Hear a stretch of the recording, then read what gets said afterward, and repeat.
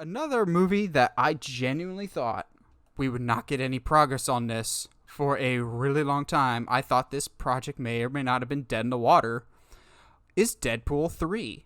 I thought that with the acquisition of Fox by Disney, I thought we would be in limbo for a really long time with Deadpool. I just didn't know what the future of it would be because Deadpool is a hard R rated franchise. I enjoy the franchise, but it doesn't necessarily fit into what Kevin Feige has built. Well, might have been wrong about that, as it seems like Deadpool 3 now has its own writers, the writers of Bob's Burgers. Now, I'll be honest, I've never seen Bob's Burgers. I know a lot of people rave about it. I've never seen it. I'm more just surprised that we have writers that Ryan Reynolds has brought on and seemingly approved by Marvel. The question still to me is this in a pocket universe separate from the MCU? Is this going to be in the MCU? I don't know. I think had Deadpool not had two incredibly successful R-rated movies already, this would be a lot easier of a decision for Kevin Feige. Because I've always been under the impression that Deadpool could work as a PG-13. But so you've already set the precedent, and people have come to expect that Deadpool will be rated R, and that's fine. People will be like, Deadpool doesn't work as PG-13. Look at Once Upon a Deadpool when they re-released Deadpool 2 in theaters and made it a PG-13 version. That didn't work because you were trying to fit a circle into a square peg, basically. Circle, peg into a square hole, basically, of you're trying to shoehorn a R-rated movie into a PG-13 construct. If you go making a PG-13 from the offset, you can probably do that. I've said from the get-go, even before the first Deadpool came out, I think it'd be even funnier if, whenever he tries to swear, there's an omniscious, all-knowing censor beep that either covers his mouth or straight up bleeps him. I think it'd be even funnier if it covers his mouth because he's already got a mask. So what would be the point of the... But it would make it funny. And then he could just look at the camera and go, oh, right, the mouse owns my butt now. Or something like that. I'm still questioning if this will be in the MCU. I know a lot of people are like, oh, but I want him to cross over with Spider-Man or the X-Men in the MCU. I'm like, it's not that simple. But cool. I like the franchise so far, and I do want to see it continue. It's just a matter of how.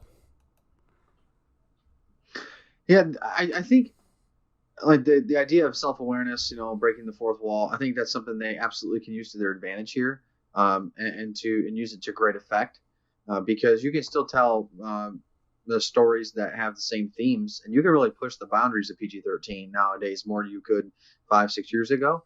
And with the creativity being a little bit, a little more free reign on these, at least traditionally, I don't think this is an issue at all. It'll just again kind of actually, because it being a third film, it will actually make it feel fresh. It won't feel like just a second repeat, because people would know if this was still in Fox, okay, and it was the second sequel, the third movie in the trilogy, and people would kind of know what to expect as far as jokes and humor, and is like the crudeness and the violence and stuff.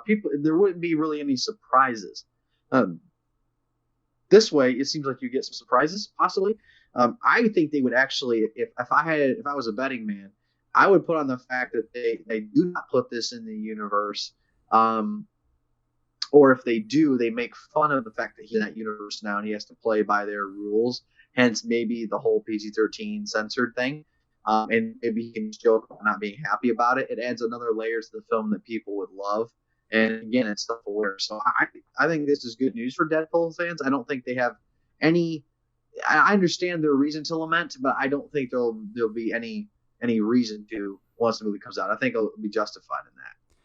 Yeah, I don't see them bringing him into the MCU because even if you now make him PG-13 in the MCU, you'll have kids that are meeting him for the first time because they only watch MCU movies going, well, where did Deadpool come from? I want to learn more about him. And then they'll want to go back and watch the first two Deadpools, which are hard R. It doesn't really, like, it works for us adults, but for kids, there's a lot of kids that watch the MCU. I would not encourage kids to see the Deadpool movies. I know some parents let them. I wouldn't, because there's a lot of mature stuff in that. And that's fine. That's the character of Deadpool. Do I think Deadpool's a little over the top at times and a little bit of an overrated character? Sure, but I still enjoy him. But he is definitely not an MCU. I don't want to say MCU worthy, but like MCU appropriate character. Sure. I still would like to see more of him, and I've heard some fun ideas of at the end of Deadpool 2 when he tries to go back in time and undo all the bad stuff, and he kills Ryan Reynolds' Green Lantern and all that fun stuff.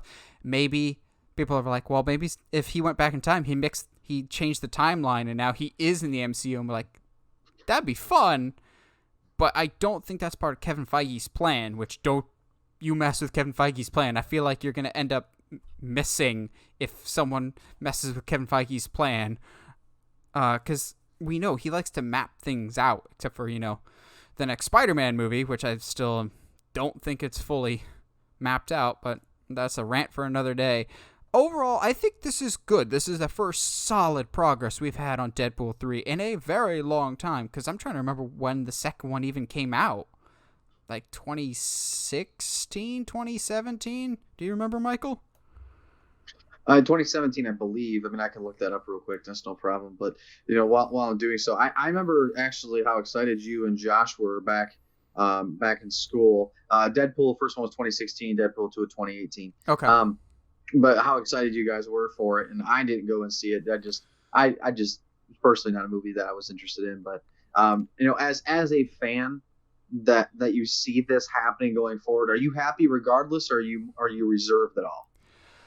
I'm a little reserved just because the big factor of how this has been is Ryan Reynolds has been so instrumental to this franchise. And I know he's not going anywhere anytime soon, but like he has fostered this franchise so much and cares about so much, and I don't see anything going bad under his watch, but at the same time it's just like, we have a good thing going here.